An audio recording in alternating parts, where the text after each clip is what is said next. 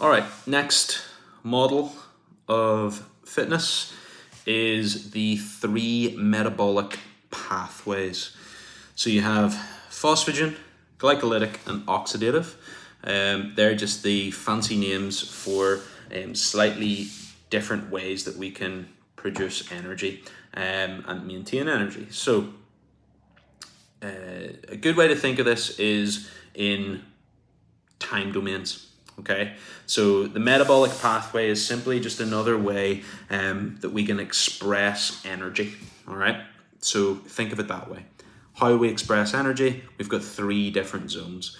Now, if you wanted, you could pull these apart even further and have 12 different zones or 20 different zones, because there isn't necessarily a defined moment when one metabolic pathway becomes the next metabolic pathway. It's just as time goes on, one starts to gradually fade out and the next one gets pulled in, because that's the body's automatic reaction to producing energy as we continue to train. So if we have a workout and it is very, very short, and I'm talking super short, like a 1 rep max deadlift short, under 10 seconds, we have what's called the phosphagen pathway. And this is your body's initial, I'm going to give you absolutely everything that we have in the muscles. Let's put everything into the front.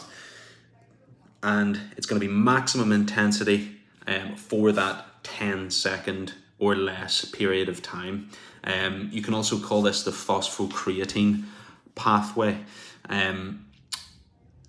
There's not much more you need to know than that, but it's really nice to kind of understand your efforts in a form of energy pathways.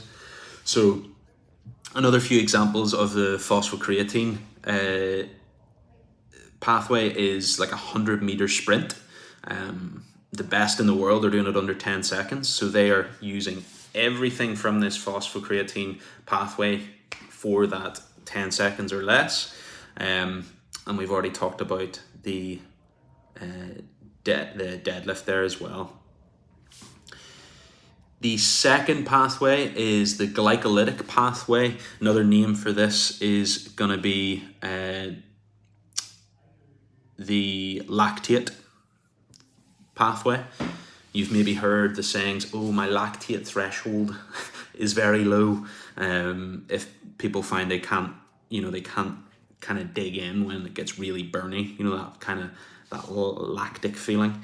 So this is the lactate pathway, and it talks about efforts in that medium time range. And medium is still pretty short, right? So less than 120 seconds. So we're still talking super short. It's very anaerobic. Essentially, it's energy that's not taken from oxygen. This is still energy that's taken from the muscle and the glycogen or sugar stores within the muscle. These are high intensity efforts. Think 70 to 90% efforts. Okay. A good example of these is going to be 400-meter sprints, or if you were to go for an elite level Fran time, if you know the workout Fran, 21-15-9 thrusters and pull-ups, 21 thrusters, 21 pull-ups, 15-15-9-9. There's elite level athletes doing that in under 2 minutes. This is going to be, that's all glycolytic, so that's just boom, throw it all out there, but you have to be able to hold on for that period of time. So that's the second effort there, or the second pathway. And then we have the final pathway, which is the oxidative pathway. Another name for this is going to be the aerobic pathway, which probably most of us have heard of, or the aerobic pathway, or the aerobic, or your aerobic capacity is another way to put it. And this is for longer efforts, anything over 2 minutes. Again, it doesn't sound long, but this is anything from 2 minutes and beyond. So this is right up to like a 10K and beyond, ultra marathons, all that kind of stuff. Lower intensity efforts, relative. relatively low intensity efforts. We've done workouts that are 20 minutes long and they don't feel low intensity, but you're still taking your energy from the oxidative pathway in those efforts, even though it feels very intense. When we're talking about examples of this, I've already mentioned it's anything above 2 minutes. So most CrossFit workouts that we do will be up and around like 10 to 20 minutes. The longer ones generally are like single modality, so like a 10k run or something like that. But these are the 3 metabolic pathways, and like I mentioned at the start, it's nice to be able to think in your head, right, well, what am I going to be using most of in this workout whenever you go into a training session. So when you're going for like a heavy lift, a good way to think of that heavy lift is, right, I've got 10 seconds of maximum intensity, go hard, just pull everything out of the muscles and see what I have, because I know that's the system that I'm going to be using in this moment.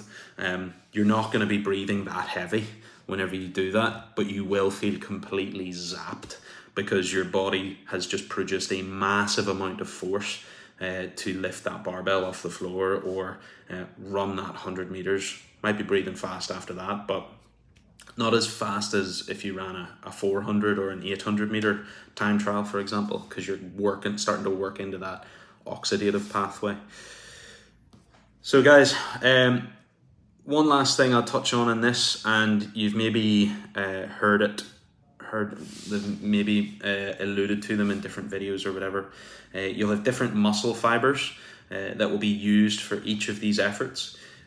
We have type 1 muscle fibers, which would be slow twitch muscle fibers. And slow twitch muscle fibers, you can kind of tell from the name, the slow twitch is going to be a lower intensity effort, and that's in all of our oxidative or aerobic efforts. So whenever you use a slow twitch muscle fiber, that will then be completely exhausted. That will then, in a sense, be put to the back of the queue of all of our muscle fibers. Then some new slow twitch muscle fibers will be brought into play. Those will be used up. They'll be put to the back of the queue. And if you can imagine, it's just like a little assembly line. And you've got those old muscle twitch, those fibers that were used at the start. Hopefully they'll have recovered by the time you've got to your last ones. And then you use them all over again. And it's all about how well you can repeat this process. Ultra marathons or marathoners are probably the best at that because they can run for 12 plus hours at a time. So they're very efficient at recovering their slow twitch muscle fibers. The glycolytic and the phosphagen pathways, they're type 2 muscle fibers or fast twitch muscle fibers, and they get used up very, very quickly. They're like, you've only got that muscle fiber for that one effort, and pretty much it's done. Once it's used, it's used. So we can have a different ratio of muscle fibers per person.